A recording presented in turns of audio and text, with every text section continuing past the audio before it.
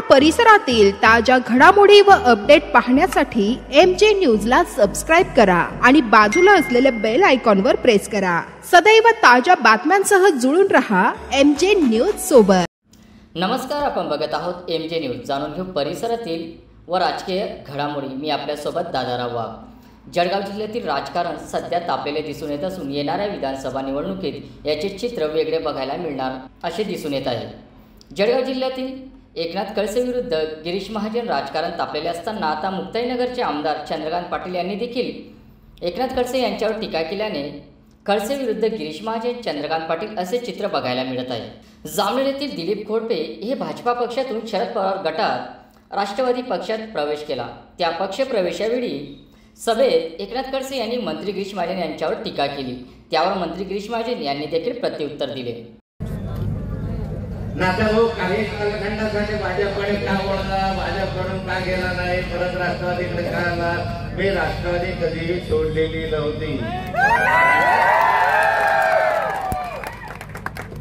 मी त्या कालखंडामध्ये हा मतदारसंघ बदलवला, हा मतदारसंघ भाजपला घेतला आणि भुसावळ मतदारसंघ शिवसेनेला दिला, म्हणून गिरीश महाराजांचा नंबर इथं लागला। म्हणे विठ्ठल माझ्या पुण्यानं आता असं वाटतं टॉप केला, प्रयत्न केला। मला त्या कालखंडात 35 वर्षापूर्वी ज्यावेळेस तिकीट दिलं पार्टीने, प्रबळ महाजनांनी, त्या कालखंडात वाटलं की हा सरग्रस्त एका पेन्शनर शिक्षकाचा माणूस संसारामधला असेल, पण अलीकडची वर्तणूक पाहिलं तर तुम्ही काय बोललाय, काय करताय, कुठे दूध येतो, कुठं दूध येणार, दुधाशिवाय जमत असते। माहितीने किती ठिकाणी दूध काढले, काय काय बळबळ करतो, काय काय बोलतो, आता न बोललेलं बरं, त्याच्यावर नाव घेतलेलं बरं नाही। पण मला सांगा, 35 वर्षापूर्वीचा मतदारसंघ मी पाहिला, या चालण्यावर वगैरे मी सर्वत्र फिरलो। त्या कालखंडामध्ये पिण्याच्या पाण्याची टंचाई होती, टँकर लागलेले होते।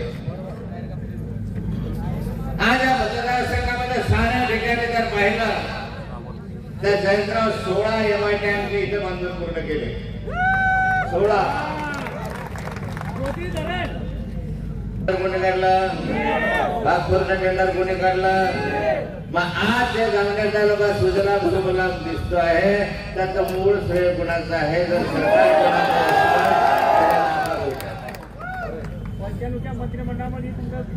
आणि 5 वर्ष पाटबंधारे मंत्री राहिला गिरीश,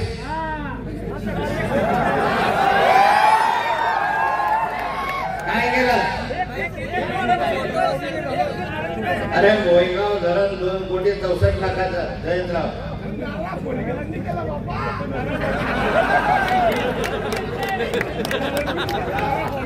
नाला खोलीकरण केलं, नाला खोलीकरणाची सवय लावली।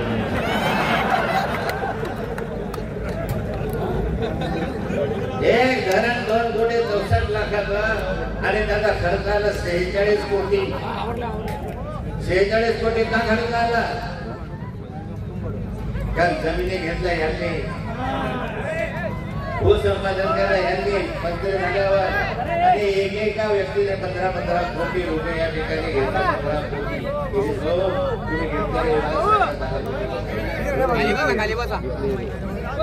कमाई केली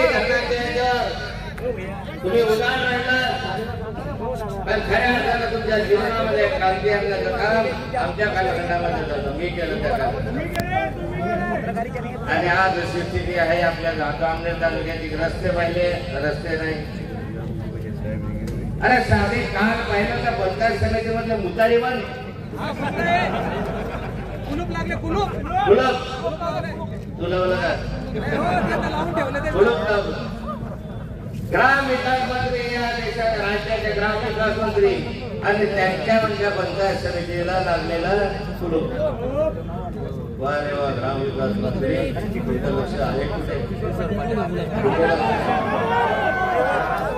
लक्ष हा जुनं झालं, पोरं मोठे झाले, नातू झाले. आता असे विषय काढू नका. आणि एक सांगतो तुम्हाला, मला फार भाषणाला येणार आहे, मी चांगलं त्याच रामनाथ तालुक्यात परत येणार आहे. दास मी कधी म्हटलं नव्हतं, फक्त भाजपने मला या आमंत्रण दिलं होतं असं मला वाटतं इतकी लाचारी मी पहिल्यांदा बघतो राजकारणामध्ये.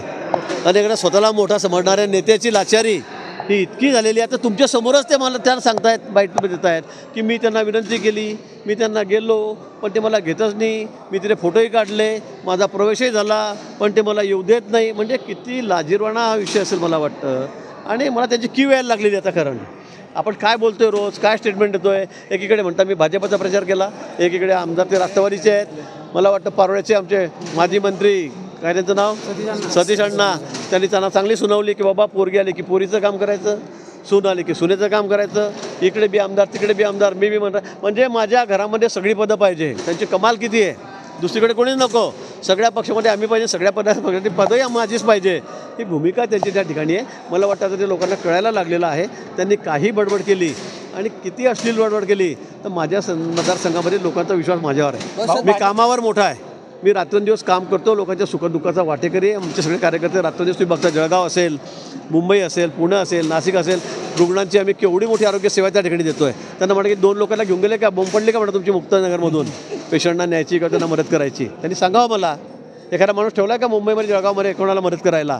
फक्त पदं भोगायची, बडबड करायची, एवढंच काम त्यांच्याकडे आहे.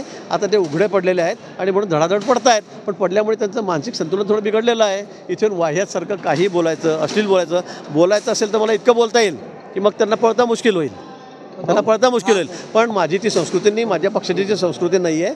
आणि म्हणून त्यांनी काय बोलायचं त्यांनी बडबड करू द्या. एक वेळ येईल त्यावेळेला मी त्यांना त्याचा हिशोब सगळा चुकता करेल. सत्यपाल मलिक आणि उद्धव ठाकरेंची आज भेट झाली आहे, सोनिया गांधींची सभा झाली, त्यावेळेस तुम्ही माझ्याकडे पाय धरायला आले होते, रडत होते अक्षरशः. त्याच्यानंतर शत्रुघ्न सिन्हांची सभा झाली आणि ते निवडून आले. गिरीश महाजने माझ्यामुळे आमदार झाले असं खडसे काल म्हणाले. खडसे साहेब म्हणजे मला असं वाटतं की ते हरिभाऊ जवरे आहेत ना, त्यांची बॅग घेऊन चालत होते काँग्रेसमध्ये असताना. मी त्यांना बघितलेलं आहे, मी त्यावेळेला कॉलेजला असेल. त्यांची जे काँग्रेसच्या त्या ठिकाणी आमदारांची बॅग घेऊन फिरत होते. त्यानंतर त्यांना 90ला पक्षामध्ये घेतलं, नंतर त्यांना तिकीट दिलं. मला त्यावेळेला शिवसेनेला तिकीट सुटल्यामुळे त्यावेळेला मला तिकीट मिळालं नाही. आणि म्हणून निश्चित आहे की त्यांना त्यावेळेला आमदारकी मिळाली. आणि त्यानंतर 15 वर्ष 20 वर्ष लालदेवच्या गाडीतच फिरले, लालदेवच्या गाडीमध्ये त्या ठिकाणी फिरले. ते काय मला सांगतील, मी बॉर्न बेस माझा RSS आहे, त्यांच्यासारखा मी काँग्रेसमध्ये नव्हतो. नंतर ते भाजपामध्ये आले, नंतर त्यांना तिकीट मिळालं. पण आता काहीतरी बडबड करायची, मी याला हे केलं. मग तुमची बोंबडी तुम्ही कसे काय पडता मतदारसंघात? तुमच्या मतदारसंघात तुमची कोथळीची ग्रामपंचायत तुमची आहे का? मुक्ताईनगरची नगरपालिका तुमच्याकडे आहे का? काय तुमच्या मतदारसंघामध्ये काही नाही आहे. पण उगाच गप्पा मारायच्या बाष्पळ, एकदा 1400 मतं निवडून यायचं, एकदा 6000 यायचं, एकदा 7000 यायचं. माझं मताधिक्य पहा आणि तुमचं मताधिक्य पहा. जामनेर तालुका माझ्यामुळे सुजलाम झाला असं म्हटले तुम्ही काहीच केलं नाही. मला वाटतं इतकं हास्यास्पद विधान स्वतःच्या मतदारसंघामध्ये तर काही बोंब पडली नाही. बोदवडला जाऊन पहा, आता महिनाभर पिण्याचं पाणी मिळत नाही. मुक्ताईनगरची अवस्था काय आहे, लोक शिव्या घालतायत त्या ठिकाणी. मग तुम्ही एवढं तुमचा मतदारसंघ सोडून माझ्याकडे कशाला विकास करायला आले? तुमच्या मतदारसंघामध्ये काही दाखवलं असतं ना लोकांना, मग अशी नामुष्की तुमच्यावर पडायची आली नसती त्या ठिकाणी. बँक असेल, दूध संघ असेल, सगळ्या ठिकाणी आम्ही त्यांना नामावर केलं. दूध संघामध्ये तर आमचे मंगेश चव्हाण 40 गावून इकडे आलेत. मंदा आमच्या ताई, त्यांना त्या ठिकाणी पाडलं त्यांनी. त्यांच्या मतदारसंघात जाऊन 200 किलोमीटरवर लांब येऊन मग त्यांचा विकास का नाही केला त्यांनी त्यांच्या मतदारसंघाचा? त्यांना लोक का मतदान करत नाही हे त्यांना विचारलं पाहिजे मला असं वाटतं. त्यांनी एक संभ्रम करणारे वक्तव्य असं केलंय काल. हाकाले त्याला बाहेर हाकाले, चला बाहेर चल, थांब, मूर्ख आहे का? हाकाले त्याला बाहेर. भाऊ त्यांनी काय म्हटलंय की मी शरद पवार गट कधी. एकनाथ खडसे हा बदनाम गल्लीतील बदनाम माणूस असल्याची टीका आमदार चंद्रकांत पाटील यांनी केली. खडसे यांनी मंत्री गिरीश महाजन यांच्याबद्दल केलेली वक्तव्य पाहता ते काय बोलतात हे त्यांनाही कळत नाही. बदनाम गल्लीतील बदनाम माणूस आहे, त्यांच्याकडून जास्त अपेक्षा करता येणार नाही. राजकारणाची प्रतिमा मलिन करणारा हा माणूस आहे. त्यांच्या भूमिका काय आहे जनतेला कळत आहे, जनता त्यांना विसर्जित केल्याशिवाय राहणार नाही असे सांगत आमदार चंद्रकांत पाटील यांनी एकनाथ खडसे यांच्यावर घणाघात केला आहे. मी तुम्हाला अनेक वेळा सांगितलं, खडसे साहेब काय बोलतात त्यांना समजत नाही. शेवटी ते पण काय म्हणतात, काय भ्रांती ते मला माहीत नाही. त्यांचे आता माझ्याकडे 2 व्हिडिओ आहे, कधी ते त्यांच्या एका वृत्तवाहिनीला दिलेलं सांगितलं मी भाजपमध्ये प्रवेश झाला, मी राष्ट्रवादीचा राजीनामा दिला, आज म्हणता मी दिलेला नाही आहे. त्याच्यामुळे खडसे साहेब विसर्जित करतील की विसर्जित होतील हे आता जनता ठरवेल. विसर्जन त्याने केलं की विसर्जित होतील हे जनता ठरवेल. शेवटी राजकारणामध्ये तुम्हाला योग्य पद्धतीमध्ये लोकांसमोर गेलं पाहिजे. सकाळ दुखी काय संध्याकाळी काय लोकांच्या लक्षात येत नाही अशातला भाग नाही आहे. ही अतिशय दबक्या आवाजात चर्चा आहे. लोक घाबरताय ना, यांची दहशत होती त्यामुळे बोलत नाही आहे. पण योग्य वेळी मतपेटीमध्ये हा राग लोकांच्या समोर आणल्याशिवाय राहणार नाही. मी पण ऐकलेलं आहे काहीतरी ते गिरीश महाजन कुठे कुठे जाऊन कसं कसं दूध काढलं असं काय काय ते बोलत आहे. पण अतिशय संस्कारी माणूस आहे. बदनाम गल्लीमधला बदनाम ठेल्यावाला माणूस आहे. त्याच्याकडून दुसरी अपेक्षा नाही. खडसे साहेब म्हणजे काय का बदनाम गल्लीमधला बदनाम ठेला घेऊन बसलेला संस्कारी भाषा करणारा माणूस आहे. त्याच्याकडून दुसऱ्या अपेक्षाच करू शकत नाही. खडसे साहेबांकडून दुसऱ्या अपेक्षा होऊ शकत नाही. अशाच पद्धतीत जनसामान्यामध्ये महिला भगिनी असतील किंवा पब्लिक असेल याच्यासमोर अशा पद्धतीत बोलून खऱ्या अर्थानं राजकारणाची प्रतिमा मलिन करण्याचं काम जर कोण करत असेल तर जळगाव जिल्ह्यामध्ये हेच साहेब करतात. असे अनेक विधानं यांच्या वेळेच्या पूर्वी झालेले आहे. आणि हा बदनाम गल्लीतला बदनाम ठेल्यावाला माणूस आहे. बडा आदमी आहे, छोटा आदमी थोडी आहे. राज्यातले लोक जर राज्यातले नेते आता अमोल कोल्हे इतके मोठे मोठे नेते येऊन बोलतात खडसे साहेब उद्या मुख्यमंत्री होणारे होते, झाले नाही. ते दुर्दैव आहे.